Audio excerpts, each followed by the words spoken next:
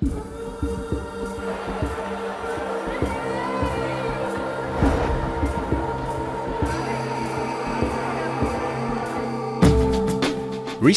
a student from the Polytechnic University of the Philippines, or PUP, suffered from physical abuse after an alleged hazing happened in the campus's Department of Military Science and Tactics. The perpetrators, according to her, were high-ranking officers of the Reserved Officers Training Corps, or ROTC. Due to this incident, the clamor to abolish the ROTC in all schools was revived. Back in 2001, the brutal murder of University of Santo Tomas student Mark Wilson Chua became a catalyst for a broad movement to abolish the ROTC program in schools. Kumilos na ho, i-abolish na ho natin ng ROTC. Huwag na ho nating antayin pa, no, na may mamatay pa.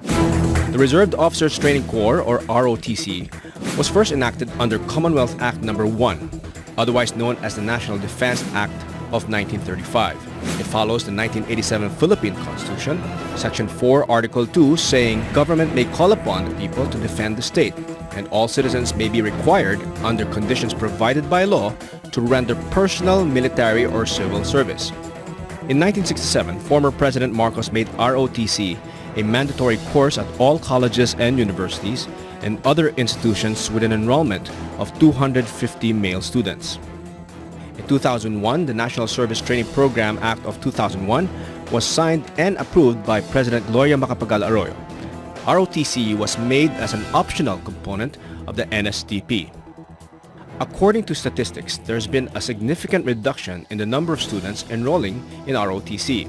From more than 800,000 enrolled cadets during the 1999-2000 school year, ROTC enrollment has dropped to 150,000 as of 2011.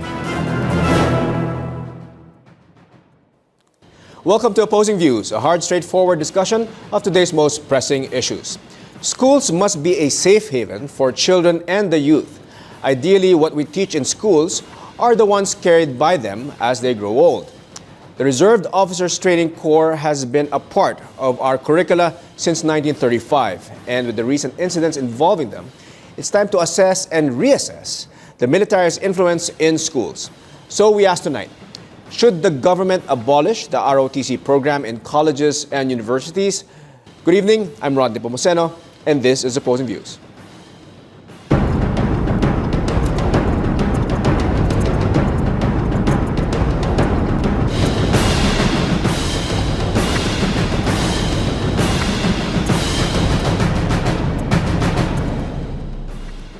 All right, joining us tonight in our discussion is Anakbayan National Chairperson Vencer Crisostomo. Good evening, Vencer. Vencer, could you give us, in 30 seconds, give us a summary of your position regarding ROTC? Sa palagay namin, dapat nang i-abolish yung ROTC dahil ito ay pinanggagalingan ng korupsyon, ng karahasan sa mga eskwelahan. Yung recent cases ng hazing at ng violence na tinuturo sa mga estudyante, patunay niya na dapat tanggalin na ito. Tama na itong martial law relic na dinadala sa ating mga eskwelahan. All right. And on the opposing side is Armed Forces of the Philippines spokesperson, Lieutenant Colonel Ramon Zagala. Colonel Zagala, good evening, sir. Hey, good evening. What are your quick thoughts regarding the summary of your position with regard to ROTC? The ROTC is there to shape the people, to defend our country when the time comes. Right now, we have a lot of external threats, and it is the responsibility of each citizen to help and protect our sovereignty and our people. All right. Okay, so let's start a discussion. Vencer, sa palagay mo, you feel there's a need for a complete abolition of the ROTC, and if so, can you elaborate on this further regarding the corruption and all that, as you mentioned in your opening statement? Noong 2001, isa yung Anakbayan sa mga nagkampanya na tanggalin na yung ROTC dahil nga merong isang kadet na pinatay, si Mark Chua, dahil in-expose yung corruption sa ROTC. Okay. Yun dahil ginagamit yung ROTC, sinusuhulan yung mga opisyal para makapasa sa kanilang eskwela, pandagdag gastos yan, pambili ng mga uniforme. Kaya kasi mandatory nga kasi. Mandatory noon. At may mga incidents ng karahasan, kahit yung mismong pamamaraan ng pagtuturo ng ROTC, pinaglalakad sa init ng araw, inuutusan, pinagtitimpla ng kape, yun yung klase ng training na natututunan ng mga estudyante. So, pinanawagan namin na i-abolish na yung ROTC. Fortunately, ngayon, meron na naman lumabas na kaso na tuloy-tuloy pala yung hazing, tuloy-tuloy pala yung abuse, at yung corruption sa loob ng ROTC. Kaya sa palagay namin, hindi na po pwede na sa loob pa ng schools mismo natin, isang legitimate program, yung mandatory or yung ROTC na nag-i-involve ng hazing, ng violence, nire-recruit pa yung mga estudyante sa mga intelligence networks, services para mag-turn against their fellow students. So we feel na this should be abolished. It should be abolished now. Now, Colonel, what are your thoughts on that? That ROTC is being used by some elements as a, I guess, as a medium for corruption and yun nga, yung mga sinabing hazing na incidents na that Vencer mentioned. No? Can you elaborate on that, in your position on that? Well, do you think this is justification to remove ROTC? well, it's never the intent of the ROTC program to have maltreatment or hazing. The intent of the ROTC program is to prepare citizen soldiers who, when the time comes, will come to defend our country. It's meant to build character of leadership, love of country, and patriotism. It is never in the program na i-instill mo ang discipline through maltreatment such as hazing. And we are totally agree na itong mga bagay na to ay is unacceptable. However, itong mga ginagawa na to ay wala sa programa. So do you think these are isolated incidents? Meaning, dapat siguro tingnan natin na broader spectrum. Bakit nangyayari to? Hindi yung sisirain natin, tatanggalin natin yung buong programa. Because right now, madami tayong threats. At saan tayo kukuha ng sapat na tao na magdi-defend sa bansa natin when the time comes? At the same time, we have climate change. Saan tayo kukuha ng tao na willing na at a fast period of time makakapag-develop tayo ng tao tutulong sa ating mga kababayan, which happened in Yolanda. So sa akin, I agree no, na tingnan natin yung mga cases na merong maltreatment, merong hazing, and let's do the appropriate acts to remove that totally and investigate those responsible. Pero to remove the program drastically because of that alone, isolated incidents, is not hindi congruent sa gusto natin sa ROTC. ROTC defended us in World War II and could defend us again in the future when needed. All right. Now, originally, the challenges in organizing, I think the ROTC gets its roots. No, it has its roots in the Commonwealth times, if I'm not mistaken, Colonel. No, and at that time, when we were organizing Commonwealth era Philippine Army. And I think that provided the impetus in establishing the ROTC. I think there was a portion wherein there were 4 years na there will not be any graduates of the military school, and therefore na-form nga yung ROTC, the concept of an ROTC, reserve parang corps, reserve corps. Do you think, Colonel, it's still relevant today? Considering that was the basis of how ROTC was established? Well, the basis of the ROTC being established back in the 1930s to 1940s is really, there was an imminent threat at that time. We have to consider that Japan was expanding at that time and that the ROTC was needed to build a large reserve force that will complement the regular force in the defense of our country. At nangyari yun. That happened. And I'd like to emphasize that the defenders of our country back in the day, in World War II, those who fought in Bataan, and majority of those who fought in other parts of our country, to include the guerrilla forces that helped liberate our country, are from the ROTC and not the regular force. The ROTC became the driving force in the defense of Bataan. If you're going to look at about 80% of the troops that fought in Bataan, 80% were from the reserve force. If you also look at those who fought in the guerrilla, a lot of them are from the ROTC. That's why there is the ROTC Hunters Guerrilla, which fought the Japanese.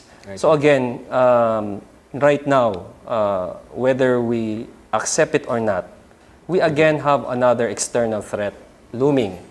in our shores. And it's very important that we develop a sense of patriotism and love of country for, again, the ROTC and the reserve component of our country will be needed. Hopefully not, no? But definitely, it is better we are prepared. All right, Vencer, ang position ni Colonel, no, is, as you heard, is that we really have to have a prepared citizenry. No? Ay, parang, ika nga, parang kung may mangyayari man sa mga external threats na to, they attack us, meron tayong group of able-bodied men and women now who can be ready to protect us. Not only we're not talking about just another country, but also yung nga, as sinabi niya, mga climate change, mga situations like Yolanda, and that's the reason why he feels that yung the program itself, the ROTC program, is valid. But he admits that there are some incidental, or not incidental, but there are incidents rather na unfortunate. Pero we shouldn't hit the program itself. Anong position mo doon? Ang palagay ko, systemic na yan sa kultura ng ROTC na ang natututunan nila hindi naman disiplina. Ang natututunan nila hindi naman patriotism. Ang natutunan nila manakit ng estudyante, magkapasa sa hita, magbugbugan. Yun yung tinuturong kultura dun sa ROTC. At pinakita na yan ng mga kaso na may namatay na nga noong 2001. Merong mga lumalabas ngayon na sexually harassed, na nag-hazing, nagkakarahasan. So, may lumalabas na nire-recruit sila sa as intelligence agents, kahit estudyante pa sila. Yun yung natututunan. At yun talaga yung tinatakbo ng ating ROTC program. So, hindi po totoo na yan para ihanda sa external threats, etc. Ang threat po ngayon sa campus ay yung military involvement sa military presence na nagtuturo sa estudyante ng mga fascistic martial law type culture and values na yun yung tinuturo sa ating mga mag-aaral. So you think yung situation nung Commonwealth time, which required the ROTC or justified the existence of the organization of the ROTC, hindi na applicable during these times? Hindi na po pwedeng sabihin yan. Pero sabihin natin, gusto natin magkaroon ng kapaki-pakinabang ng mga estudyante at kabataan. Pwede po yan gawin sa pamamagitan ng isang National Service Corps program na gawin na nga lang natin na Disaster Relief or Disaster Response Corps. Itong ROTC, imbis na nagmamarcha sila, imbis na inuutusan sila magtimpla ng kape, nagsasakitan sila, gawin natin silang isang Disaster Relief Corps at turuan natin ng disaster relief, disaster preparedness, pero hindi under the military na may reputation ng fascism. Well, you mentioned the National Service Training Program. We'll get to that. We'll discuss that with Colonel. In the meantime, we'll be back after a short break. Meanwhile, join the discussions online. Like us on Facebook at facebook.com/SolarOpposingViews. Follow us also on Twitter at opposing_views. Use the hashtag OpposingViewsROTC. Stay tuned. You are watching Opposing Views. We'll be right back.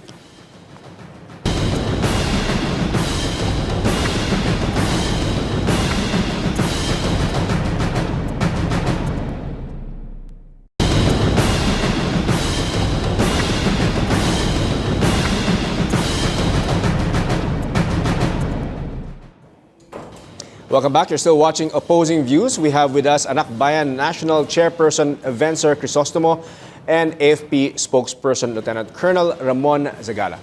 Our debate question for tonight: should the government abolish the ROTC program in colleges and universities? Now, you think, Colonel, no, is the ROTC a form of militarization of our campuses? And because that is the argument of some quarters. No, it's not. Ang ROTC natin ay designed nga, no, to have magkaroon tayo ng development of leaders of character, leaders who will form the bulk of our reserve force. Ang goal niyan is that pag matapos ka ng ROTC, you will now command reserve units that when the time comes needed, ay yan ang magiging role mo. At the same time, there are virtues in the ROTC na not necessarily gagamitin mo for military alone. It is something, military values and discipline, love of country, patriotism, can be used in any form of profession that you you would want to get into in the future, either business or corporate Baseball. or professionalism. So it's the program really is designed for that. And yung sinasabi ni kanina na hindi yun ang goal, no? Hindi yun ang goal. Unfortunately, kung yun ang perception ng iba, it's very unfortunate. Pero to be honest, that is not the goal. Kasi ako, I'm a product of the ROTC. And I know for a fact na talagang So, di ka we PMA, agree. di ba? You're I'm not from ROTC. PMA. I'm from the ROT. I used to be Corps Commander of the De La Salle ROTC unit. And I know, I came from there. Kaya alam ko yun. So, siguro, So we have to look siguro deeper. Our students, probably, kung anong dapat how they should act. But definitely, hindi yan ang means of disciplining ng ROTC. That shouldn't be, if there's a misconception on the way they discipline, that's not the way to do it. And we do not tolerate that. We have to remove that. Alright. Now, Vencer, you think that maraming quarters, may nakita tayo kanina sa VTR, no? Yung mga youngsters, the youth who are saying na stop the militarization of our campuses. Ang feeling mo ba that ROTC is, in a way, a form of militarization of our campuses and should not be allowed? There are complaints na ginagamit ng mga military elements, soldiers, yung ROTC para mag-encamp sa mga eskwelahan, which is clearly prohibited. And there are students complaining that they're being recruited as student intelligence agents. For what purpose, we do not know. But apparently, they're being used to spy on fellow students and to turn against their own. So, Yan ba documented yan, or you just hear about we it? We have the complaints. You have filed formal complaints complaining na that they're being recruited as Now, intelligence agents. do you agree? There was a memorandum issued by the Department of Education allowing military units to enter elementary and secondary schools. You're aware of that DepEd memorandum. Are you in agreement with that? They're saying that it allows it's a military civic joint project for not solely for military reasons, but for mga civic activities. Actually, like symposium and all that. We question such policies and memorandum issued by the Department of Education. So you question and the that? Armed Forces. You question that? Kasi ginagawang vulnerable sa yung ating mga schools. Yung schools natin ginagawang military encampments, lalo na sa mga probinsya. Sa ibang mga eskwela, nagko-complain sila na may mga kampo ng military sa ating eskwelahan. Martial law pa yan. Dapat wala na yan. Nagpapatuloy pa rin hanggang ngayon yung kultura at yung, syempre, nakaka-stifle yun ng academic freedom, ang democratic rights ng mga eskwelahan, whereas may mga student leaders na dahil nag-oppose sa tuition increases, dahil may mga views na ina-express, na tinatakot ng military elements, tinatakot ng mga military na nasa loob ng campus. So, nakakabahala yung ganong memorandum. Okay, now, Colonel, regarding that memorandum, I suppose you're in agreement with that. Maybe you'd like to clarify the whole purpose of that memorandum? Well, okay. First, yung ROTC program natin, of course, you will need staffing for that, di ba?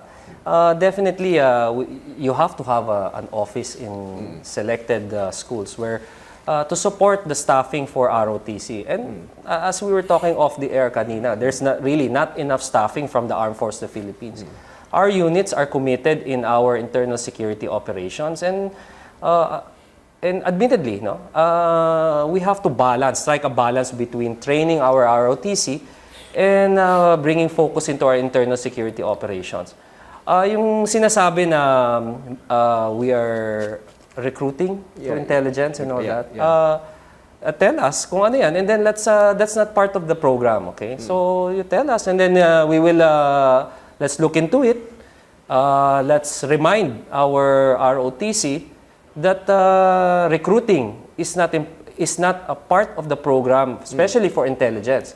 However, we have to also look into the facts that a lot of students in our universities are recruited by the CPP-NPA to become fighters. So again, if we're going to look at us also, let's also look at that, because schools are there for studying, not recruitment. There are several instances wherein we had encounters, students ang armado, patay, no? And then malalaman natin the parents don't know. So it cuts both ways, no? Kami talaga totally we cannot students should study, finish their schooling, go after their aspirations, whatever it is, no? And we do not, and I agree with Benz na dapat hindi yun. So we should look at those people who are recruiting students to spy on other students, as you're saying, and that's unacceptable. Ang kailangan dito sa ROTC really is to develop leaders of character who will defend our country and not to be used for military operations. Yun pala, well, Venture, may point din si Colonel, no, na sinasabi niya na minsan na-infiltrate din yung ranks of the students ng mga, I guess, other elements, di ba? Maybe the leftist elements, maybe some of them are the enemies of the state. Anong posisyon mo doon? Yun yung mapanganib. Kasi may memo nga na magfo-forum daw yung mga sundalo doon sa loob ng mga eskwelahan. Doon sa aming experience, yung mga symposium nila ay nagre-red tag sa mga iba't ibang mga organizations, student councils, student parties in the school. So nangingialam, nag-i-intervene yung military doon sa affairs ng eskwelahan. Dapat nga nag-aaral doon, dapat candid and open yung atmosphere for study. For critical thinking, for academics. Pero pag may mga militar na nag-intervene, nagbabrand sa mga student council leaders, for instance, as communists, as CPP, NPA elements, o ano man, ay paano yun? Tapos nagmo-mobilize ng mga estudyante para doon. So, kung kulang naman yung staff pala ng ating military at may shortage sila ng personnel, pwede na siguro, tulungan na natin sila. Huwag na silang mag-ROTC at makakatipid pa sila, huwag na nilang pakialaman yung eskwelahan. Total, dito naman sa... Pero saan sila kukuha ng additional, yun nga, yung mga reserved military personnel? Kung meron pong mga threats, kung meron pong nakaambang gera, tiyak ko po, hindi mahihirapan sa mga kabataan niyo, hindi mahihirapan kumuha ng mga lalaban sa ganyang tipo. But they're not, pero kailangan mo i-train eh. Kailangan mo i-train. Yun yung point ni Colonel. Kailangan daw i-train. Ang problema, ang training nila, pinapalo nila eh. Saka, that's subjective. Fascistic Kailangan yung training pakita mo nila eh. muna. So, what kind of training are we talking about? Kasi alam mo, una muna, like I said earlier, hindi yun ang programa. No? Kung may problema tayong ganun, ayusin natin. Hindi natin tatanggalin yung buong ROTC. Those are maliliit na elemento na nangyayari na it's not condoned by the organization. Pangalawa, yung sinasabi niya na ino-organize namin students, hindi. We don't do that. Sinasabi lang natin ang facts. 'Di ba? Madaming rebelde na na-encounter ang Armed Forces of the Philippines. Ako mismo, ilang encounters na ako sa CPP, NPA.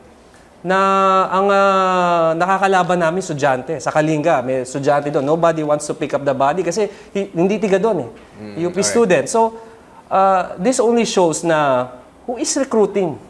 Who is recruiting in our schools. Kasi definitely the ROTC is there to defend our country from an external attack, no? Ngayon, yung sinasabi na recruitment. Who is recruiting? Sino bang nakikita nating patay sa labanan, kung kalaban namin? No one is looking at that. So parang sa amin, no, let's not put on ROTC. No? The goals of the ROTC are very clear. Is to form the core of our reserve force that will defend our country. Yun lang. Ngayon, kung may mga pagkakamali, merong mga maltreatment, yung sinasabi nga ng recruitment for intelligence, mali yan. Alisin natin yung mga yan, investigate and all that, no? Yung patay na estudyante sa labanan with the AFP and NPA. Mali rin yun, di ba? Yes. Now, Vencer, you mentioned, of course, the case of yung sa PUP, no? Si Sheena, and then prior to that, you made mention of this case sa UST in 2001. Now, from 2001 up to now, that's around 13, 12 years. Hindi ko minamaliit yung the tragedy of both. Now, both are tragic incidents. But, I mean, maybe you might want to shed light here. To me, at least, how I see it, is parang hindi ba natin masabing mga isolated incidents to? Kasi, yun nga, 2001 yung last case, and then now it happened, but around 13 years have lapsed. Di ba natin masabi na maybe mga isolated cases lang to, and maybe the ROTC program perhaps is okay, pero may mga isolated incidents na masama. Sobra naman po yun, yung may mamatay. Sobra naman po yun na mayroong binubugbog sa loob mismo ng headquarters ng ROTC sa school. Tingin ko yung kung meron tayong kahit isang kaso lang na ganun, magme-merit na mabahala na tayo dyan. Pero ang problema nga po, hindi lang isa. Itong may lumabas na si Sheena, lumabas pa yung iba. Ngayon, nagsusumbong na yung maraming mga kaso na mas malala pa, hindi lang hazing, kundi may iba pang mga sexual molestation, etc. na nandun sa ROTC program. So medyo, systemic na po yan. Ingrained na po sa sistema ng ROTC. Kailangan pong putulin muna, o putulin na yan.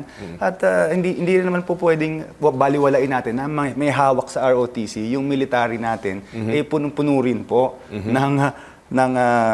may mga kaso ng extrajudicial killings na under the current administration. Pero noon pa man, nung dumalo dito yung UN rapporteur na si Philip Alston, sinabi niya na yung military responsible for extrajudicial killings under Arroyo, at ngayon din meron ding 150 plus documented cases of extrajudicial killings, desaparecidos, yung disappearances, torture, na nasa ilalim ng military. And kahit yung military mismo and our police, merong mga kaso ng hazing. So I'm not sure kung yun ang gusto nating i-impart sa ating mga estudyante, saka yung kultura na yan yung gusto nating ilagay sa eskwelahan. Tingin ko, napapanahon na, huwag na nating hintayin na meron pang susunod pa. Ngayon pa lang, tanggalin na yan. Right? Now we need to take a short break. More on the issue of ROTC in campuses when we come back. Please stay with us.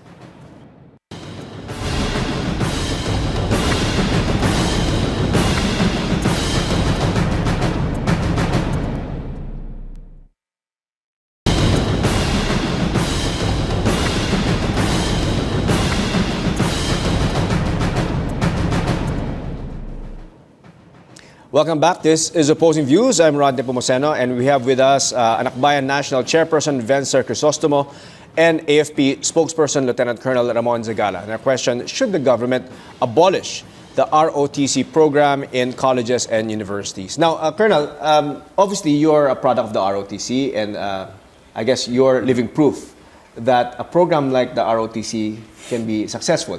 However, do you think overall, has the ROTC been successful in achieving its goals and its programs? Oh, I believe so. No? What's important about the ROTC is to instill nationalism, love of our country, and the defense of our country. And I believe that a lot of, especially now, and because of the NSTP, voluntary na yan, those who volunteer are sincere and who really want to defend our country and love our country. And ako, in all honesty, I had a very carefree college life. No? But when I went to ROTC, doon ko nakita that more important things in life, such as serving your country. That one encouraged me to continue a military career. And I believe that a lot of ROTC graduates who took a little bit of ROTC, went to PMA, or who went finished their ROTC and went to officer candidate school, a lot of them are serving in the Armed Forces of the Philippines. And are there a lot of you? And I believe that this shows success of the program, because ang kailangan na kasi nating ma-achieve dito really is, are we willing to serve our country? Are we willing to fight for our country? And of course, this is technically we're not at war, so it's time of peace.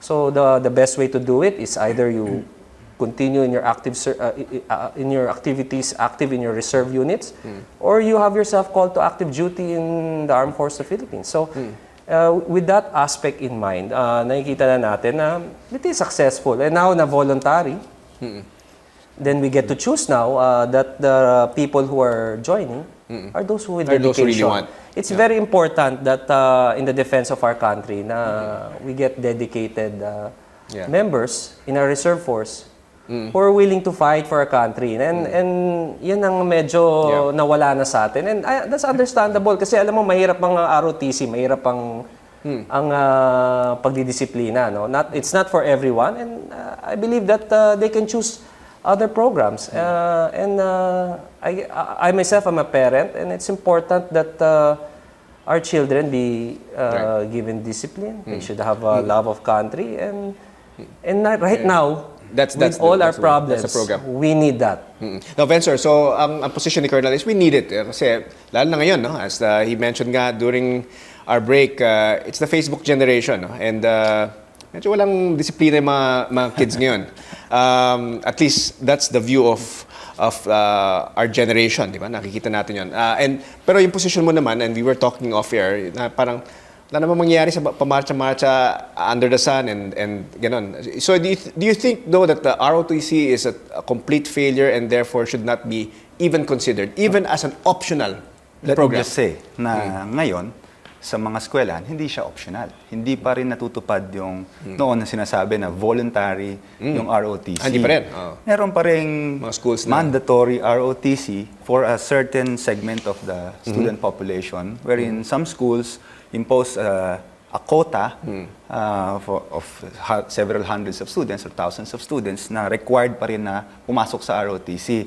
Maraming complaints na pumapasok din sa amin na sinasabi nila hindi sila makapag-CWTS kahit yun ang pinipili nila. Kasi may quota daw na kailangan ma-reach yung ROTC. So agad, sabi namin dapat tanggalin yan ng mga eskwelahan. Pero yun ang nangyari itong nakaraan. Kaya nagtatry pa rin yung ROTC. So pinipuwersa pa rin yung mga estudyante na pumasok doon sa ROTC. Sa palagay ko naman, yung usapin ng disiplina, yung usapin ng love of country, yung genuine patriotism, yung serving the people, ay po pwedeng matutunan ng mga estudyante sa ibang programa, hindi dito sa ganitong klase ng programa ng pang-martial law era. Matututunan nila yan sa programa na talagang malaya silang makapag-isip, malaya silang maglingkod sa kanilang kapwa.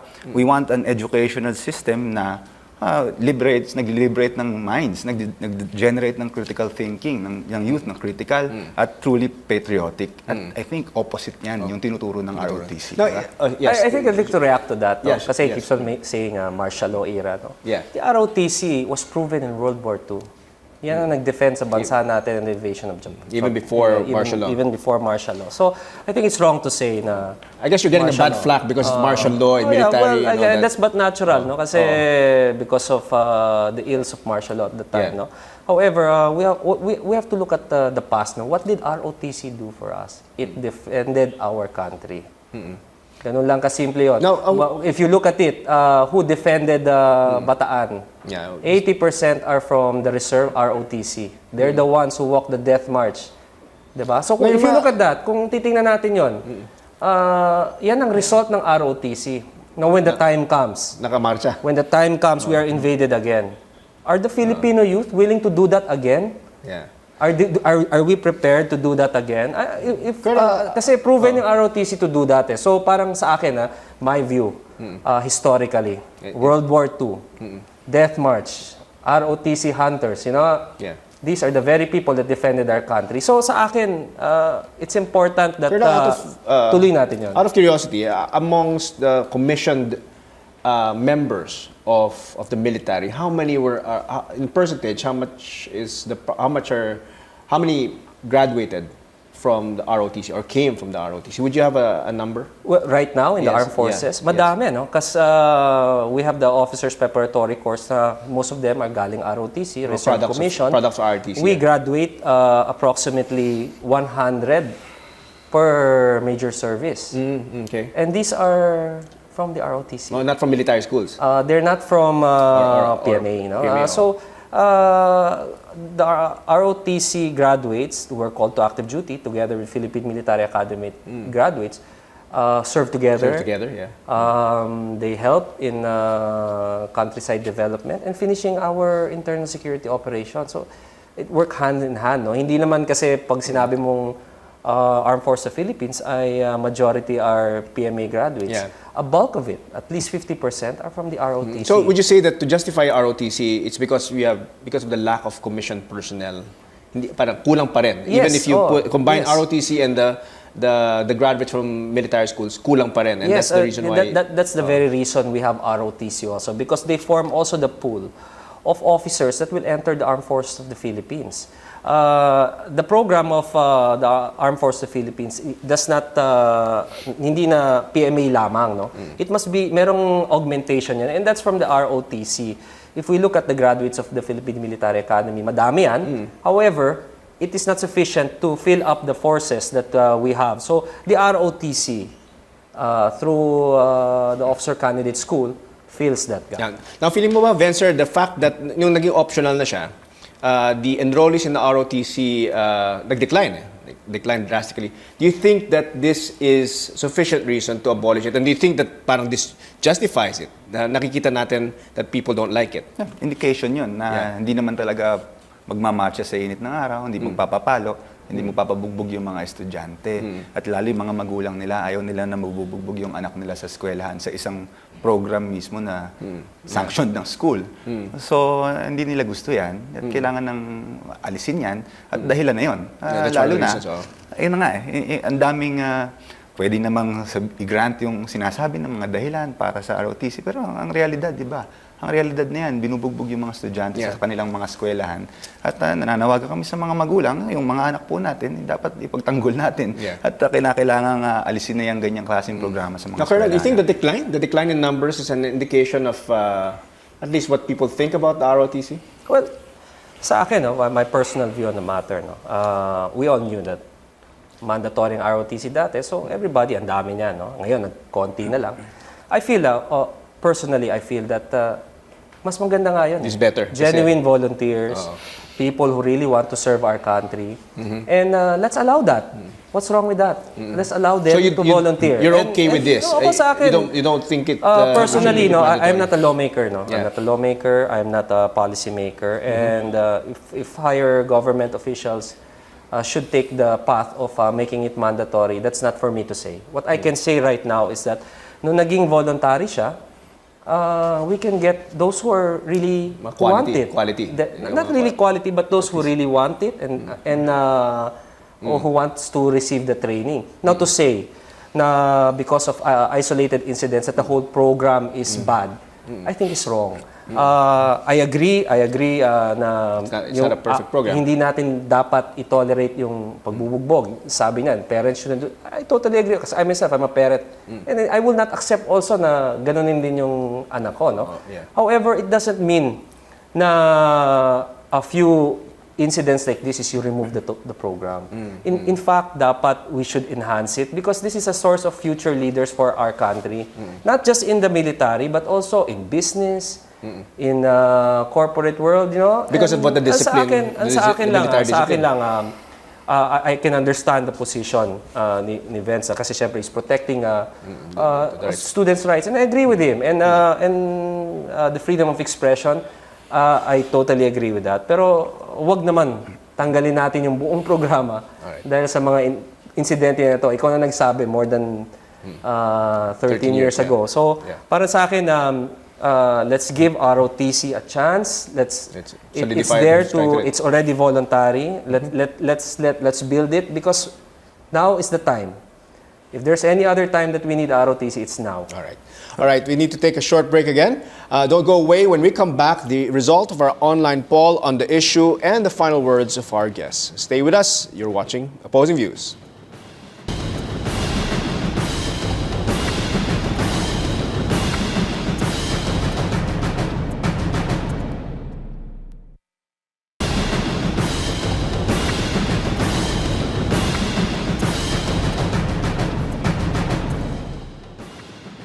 Welcome back. This is Opposing Views. I'm Nepomuceno, and we have with us Anakbayan National Chairperson Vencer Crisostomo and AFP spokesperson Lieutenant Colonel Ramon Zagala. Our question, should the government abolish the ROTC program in colleges and universities? Now, I'd like to get your reaction, gentlemen, about the Kabataan Party's NSTP, or the National Service Training Program Reform Act. What's your reaction to that, Vencer? Sinusuportahan namin yun. Kasi yung panukala na yan ay tanggalin na yung ROTC totally at ipalit dyan yung isang National Service Corps o truly voluntary service ng mga estudyante. Would you like to expound on that? Yung difference in National Service Training Corps training program vis-a-vis yung ROTC? Ang pinaka-difference, wala nang handang military sa eskwelahan, sa programa. Yung school na mismo, nagpapatakbo ng programa. O pwede nating ma-harness pa yan mas effectively kaysa yung pinagmamarcha-marcha natin sa sa initan. Ngayon, didiin ko lang ulit na hindi pa ito truly voluntary at hindi pa ito optional sa mga eskwelahan kasi pinipilit pa rin ang malaking bilang ng mga estudyante na pumasok sa ROTC. May quota pa rin at hindi voluntary yung kanilang pagpasok dyan. Kailangan niyang imbestigahan yan at gusto rin namin makita sa CHED, sa mga eskwelahan, bakit mayroong ganon? Gayong optional na dapat. Kaya nagtatribe pa rin yung ROTC. Pero kahit pa, palagay namin, pwede nang gawin ng military yan kung gusto nila sa kanilang terms. Huwag na doon sa mga eskwelahan natin. Kasi legitimate program, kasama sa programa ng eskwelahan, pero ganyan yung tinutulak. No? Hindi lang yung incidents ng extreme yung hazing, yung harassment, yung violence. Pero kahit yung kulturang tinuturo, yung pagmamarcha sa initan, yung pagiging utos-utusan, yung yes sir, di ba? Anong kultura yung ni-instill nun sa isang atmosphere ng eskwelahan na dapat atmosphere ng learning. So, tingin mo, kung gusto mo mag-militar, pumasok sa military school. Okay. Alright. Colonel, your thoughts on the NSTP Reform Act? Well, sa amin, of course, being part of the government and we follow the laws that will be established by our lawmakers. However, we do not agree with that. For one, you don't agree with the natin? national service? I don't agree na dapat tanggalin mo yung ROTC. altogether. I'm not sure kung nakasaad dyan na tatanggalin mo. I don't agree with that. Definitely, ROTC, it's an important part of our country's defense. It's an integral part of our country's defense. It is proven in World War II. Wala na tayong kailangan pag-usapan dyan kasi ang dumaban sa World War II ay majority, if not all, are ROTC. So to us, we must look at the better results of the ROTC rather than fault finding. No? It is not perfect. Definitely, it's not perfect. And rather than marching in the sun, what's wrong with that? You need humility in our society. Ano na lang gagawin ng kabataan natin, di ba? Ang sa atin, importante dito, kung mawala na ang ROTC, mawala na ang nagmamahal sa bansa natin, tayo ay sugudin ng isang dayuhang bansa, ano na mangyayari sa atin? Yun ang important question eh. Kasi hindi natin pwede sabihin kaya natin yan. Sino ba nag-defend sa bansa natin nung in-invade tayo ng World War II? Hindi ba ROTC ang majority? Diba, yung ROTC, it's not only in the Philippines. Obviously, are there case studies abroad? It's a worldwide program. It's a worldwide program, yeah. Because nga, we know that we cannot maintain, hindi naman tayo pwedeng mag-maintain ng 2 million army. Di ba? Hindi naman tayo pwedeng mag-maintain ng madaming equipment. Ang kailangan natin is a ready reserve that will come to our aid should it be needed. Hindi naman ibig sabihin na nasa reserve ka ay 100% ay military ka na. It's only when you're needed, when you're called. And our reserve nga is something that is done on weekends, yung mga reservists natin. Tirelessly, they volunteer on weekends and 2 weeks in a year. And this dedication is born out of the ROTC program. Pag makita mo mga reservists natin, na some of them are just taxi drivers or some of them are just regular employees of companies, they come to formations every weekend. They walk under the sun still. Walang bayad. Because it's discipline, diba? They walk under the sun, they drill. It's not actually walking under the sun. Those are drills. Okay. So, and they do it now that they're already in the reserve force. Saan ba sila nanggaling? Nanggaling sila sa ROTC. Now, Venture, we're reaching our final few minutes sa program, and I just wanted to ask you, ito bang position mo sa ROTC? Do you think that it's just a matter of tweaking? Baka naman, you're saying kasi systemic na yung problema, but can it be, you think it can be changed and it can be revised and reviewed so that if we reassess it, baka naman pwede pa rin ang ROTC within the context of a school or university because of the, I guess, the points raised by Interesting sinabi kanina, 3 bansa na lang yata pala yung may ganitong klaseng programa sa buong mundo. No? So, Hindi 3 bansa may ganitong programa. 3 ang mandatory military service. Okay. So, ayusin natin yun. ROTC madami pa. ROTC marami rin. Ang palagay ko, hindi na yan magagawa ng to tweak it sinubukan na yan noon, kahit nga NSTP. Systemic ang problema niyan. At problema rin yan nung mismong orientasyon ng ating military, nung mga nagpapatakbo ng tingin mo the ROTC program is incorrectable? Pwede natin ibigay na lang sa mga eskwelahan yun. Yung programa, at gawin natin siyang isang programa ng disaster relief, disaster response. Gawin natin siyang isang programa ng genuine patriotism. Pero hindi na yung ganyan, yung may sinasaktan ng mga estudyante, saka dinidisiplina sa pamamagitan ng... Okay. Well, we'll reach the tail end of our show.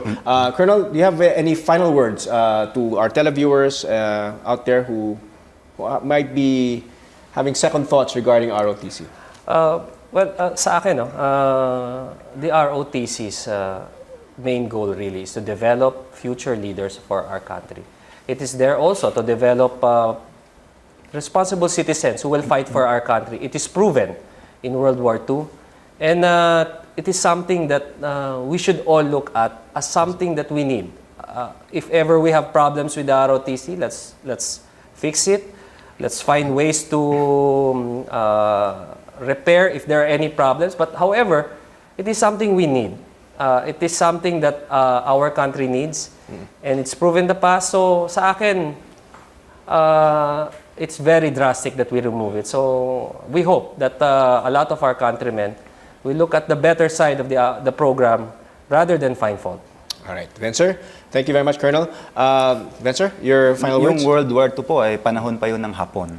At ngayon, sa palagay ko, panahon na tignan natin ang talaga yung naging resulta niyan. Ang palagay namin, ng ROTC, nagtuturo ng karahasan, nagtuturo ng sakitan sa ating mga estudyante, nagtuturo yan sa eskwelahan ng pambubugbog sa kapwa estudyante at paniniriti sa kapwa estudyante. Ito ay dagdag gastos. Pag sinisingil yung mga estudyante, ito ay pinanggagalingan ng korupsyon. At hindi, ang gusto natin, an education that liberates minds, instill critical thinking, at genuine patriotism. This is opposite nung tinuturo ng ROTC, violence, hazing, legitimized hazing and fascism sa loob ng ating eskwelahan. So, kailangan po yung relic na yan ay alisin na natin sa ating mga eskwelahan. Gusto natin ng isang mapagpalaya na edukasyon para sa ating mga kabataan. Nanawagan kami sa mga magulang din na dapat po kamti natin yung hustisya para dito kay Mark Chua, para dun sa mga biktima ng hazing at ng harassment sa ROTC, panagutin. Sa ngayon pa nga, dapat ang panawagan namin, panagutin yung mga officers na gumawa niyan at tanggalin na itong ROTC. At nananawagan kami sa mga magulang, wag na po natin payagan yung ating mga anak na pumasok pa dun sa ganyang programa. Mapanganib po yan. At huwag na nating hintayin na may masaktan pa ulit, may mamatay pa ulit bago tayo umaksyon dito. At suportahan sana yung aming laban para i-abolish yung ROTC. Alright. Alright. Thank you very much. Thanks to our guests, Nakbayan National Chairperson Vencer Crisostomo, and of course, AFP Spokesperson Lieutenant Colonel Ramon Zagala. Now, let's see the results of our online poll. Our question: should the government abolish the ROTC program in colleges and universities? Those who answered yes, 70%, and those who answered no, 30%. And that's our Opposing Views for tonight. You can watch previous episodes of Opposing Views on your mobile device at your convenience. Download the Solar News mobile app on Google Play or the App Store. Now, tune in again next week for another bold and engaging discussion on today's most relevant issues. I'm Nepomuceno. Good night and God bless.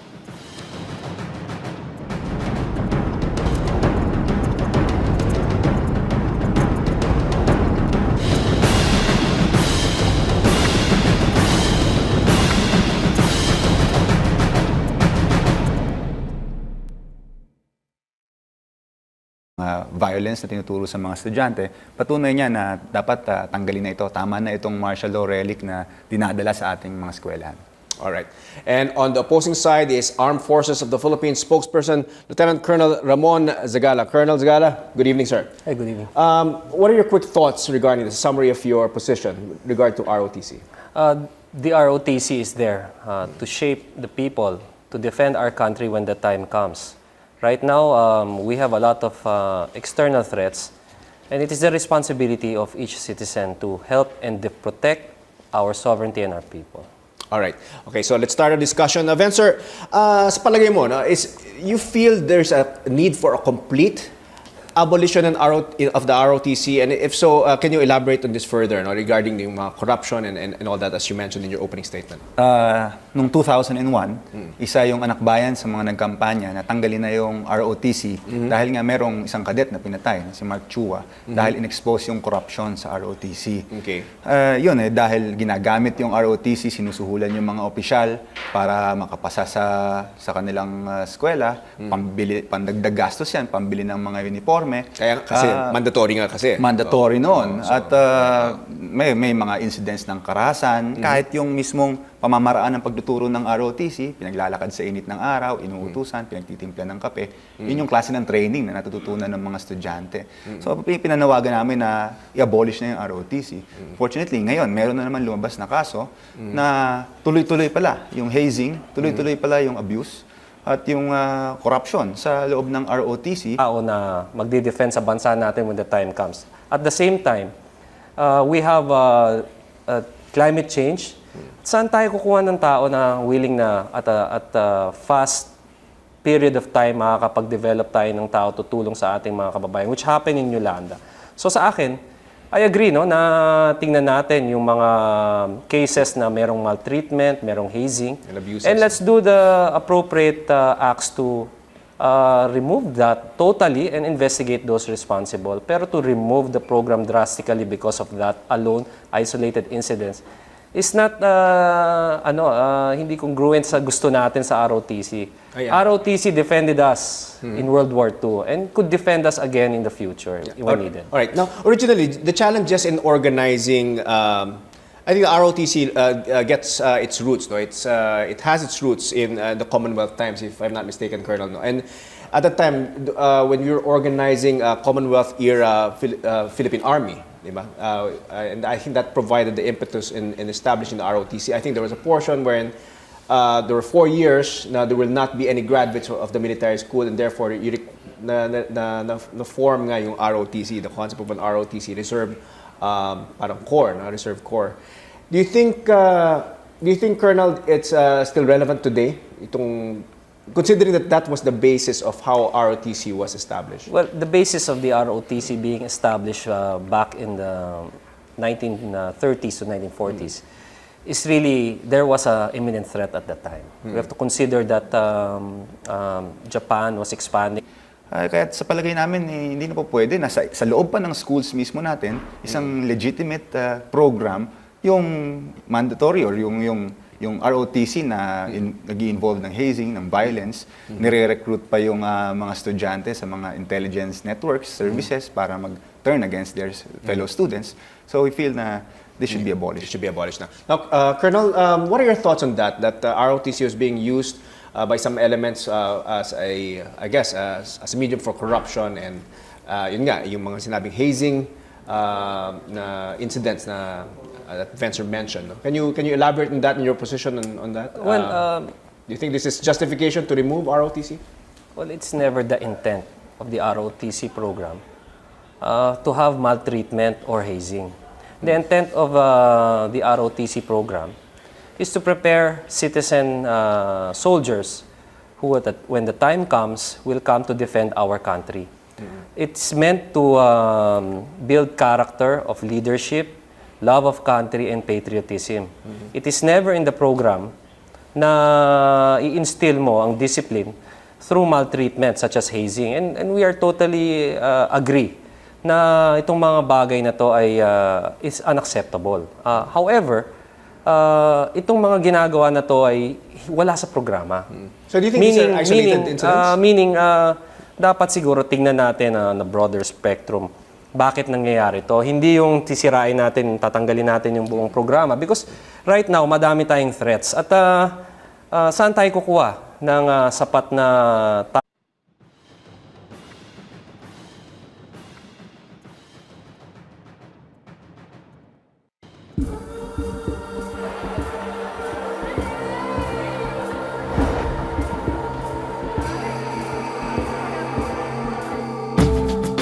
Recently, a student from the Polytechnic University of the Philippines, or PUP, suffered from physical abuse after an alleged hazing happened in the campus's Department of Military Science and Tactics.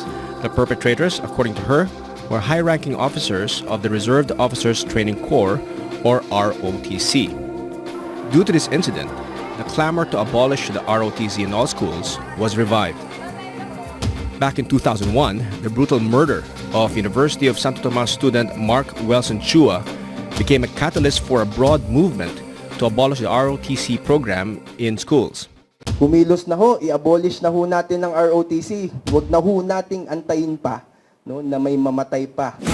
The Reserved Officers Training Corps, or ROTC, was first enacted under Commonwealth Act No. 1, otherwise known as the National Defense Act of 1935. It follows the 1987 Philippine Constitution, Section 4, Article 2, saying government may call upon the people to defend the state, and all citizens may be required, under conditions provided by law, to render personal, military, or civil service. In 1967, former President Marcos made ROTC a mandatory course at all colleges and universities and other institutions with an enrollment of 250 male students.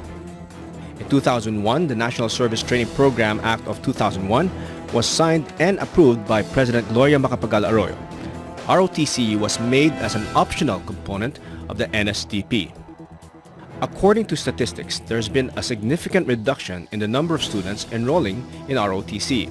From more than 800,000 enrolled cadets during the 1999-2000 school year, ROTC enrollment has dropped to 150,000 as of 2011. Welcome to Opposing Views, a hard, straightforward discussion of today's most pressing issues. Schools must be a safe haven for children and the youth. Ideally, what we teach in schools are the ones carried by them as they grow old. The Reserved Officers Training Corps has been a part of our curricula since 1935, and with the recent incidents involving them, it's time to assess and reassess the military's influence in schools. So we ask tonight, should the government abolish the ROTC program in colleges and universities? Good evening, I'm Nepomuceno, and this is Opposing Views.